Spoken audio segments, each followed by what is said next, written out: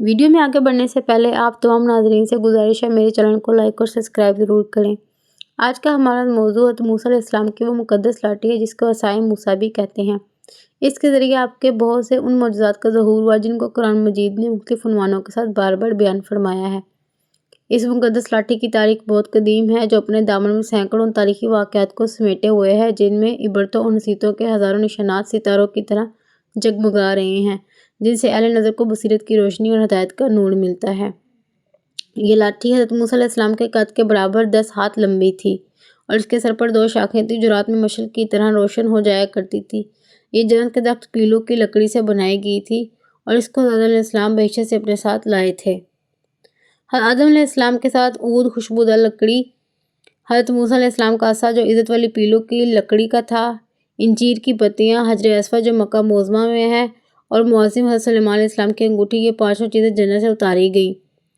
हज़रत आदम अलैहिस्सलाम के बाद ये मुक़द्दस असा हज़रात अंबिया इकराम अलैहिस्सलाम को एक के बाद दीगर बतौर मीरास के मिलता रहा, यहाँ तक कि हज़रत शुएब अलैहिस्सलाम को मिला जो कौम मदीन के नबी थे। जब हज़रत मूसा अलैहिस्सलाम मिस्र से हिजरत फरमाकर मदीन तशरीफ़ ले गए और हज़रत शुएब अलैहिस्सलाम ने अपनी साहबजादी हज़रत बीबी सफ़ूरा रज़ियल्लाहु तआला अन्हा से आपका निकाह फरमा दिया और आप 10 बरस तक हज़रत शुएब अलैहिस्सलाम की खिदमत में रहकर आपकी बकरियाँ चुराते रहे। इस वक्त हज़रत शुएब अलैहिस्सलाम ने हुक्म खुदावंदी के मुताबिक आपको ये मुक़द्दस असा अता फरमाया। फिर जब आप अपनी ज़ौजा मोहतरमा को साथ लेकर मदीन से मिस्र अपने वतन के लिए रवाना हुए और वादी मुक़द्दस मुकाम तवा में पहुँचे तो अल्लाह ताला ने अपनी तजल्ली से आपको सरफराज फरमाकर मनसब रसालत के शर्फ से सरबुलंद फरमाया।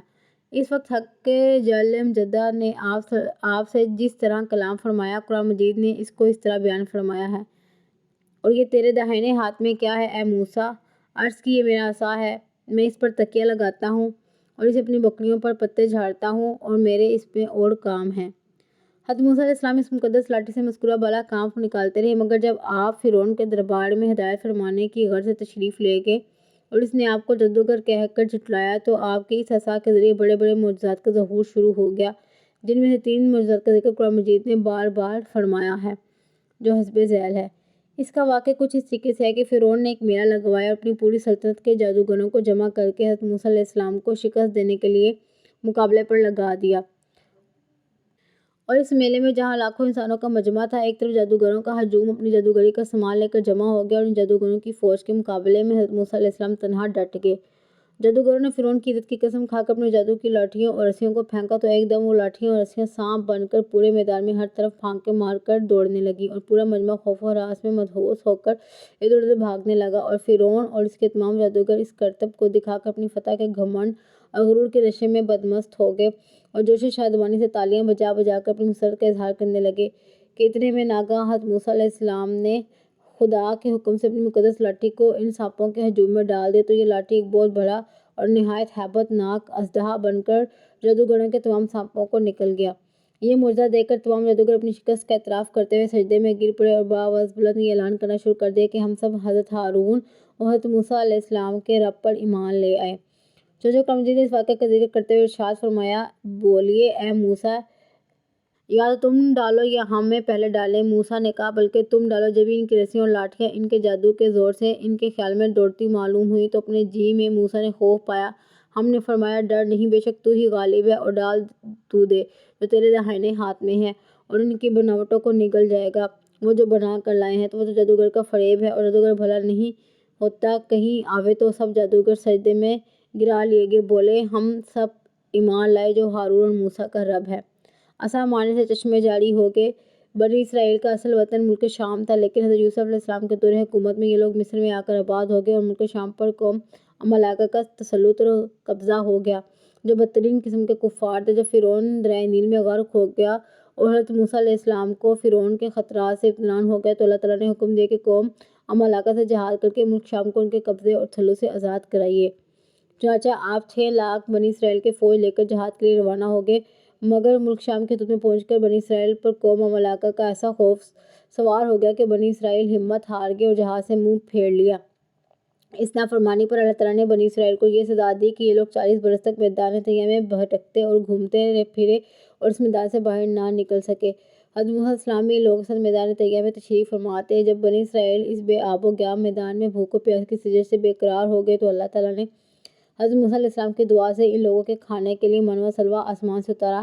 من شہد کی طرح ایک قسم کا حلوہ تھا اور سلوہ بھنی ہوئی بٹیریں تھیں۔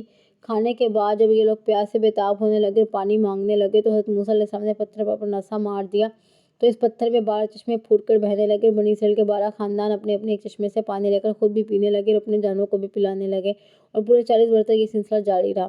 یہ موسیٰ علیہ السلام کا معجزہ تھا جو سوار پتھر کے ذریعے میں ظہور میں آیا۔ قرآن مجید نے اس واقعے اور معجزے کا بیان اس طرح فرمایا ہے: جب موسیٰ نے اپنی قوم کے لیے پانی مانگا تو ہم نے فرمایا اس پتھر پر اپنا عصا مارو، فوراً اس میں سے 12 چشمے بہہ نکلے۔ ہر گروہ نے اپنا گھاٹ پہچان لیا۔ حضرت موسیٰ علیہ السلام ایک مدت دراز فرعون کو ہدایت فرماتے رہے اور آیات اور معجزات دکھاتے رہے، مگر اس نے حق کو قبول نہیں کیا بلکہ اور زیادہ سرکش ہو گیا، اور بنی اسرائیل نے چونکہ اس کی خدائی کو تسلیم نہیں کیا اس لیے اس نے ان مومنین کو بہت زیادہ ظلم و ستم کا نشانہ بنایا۔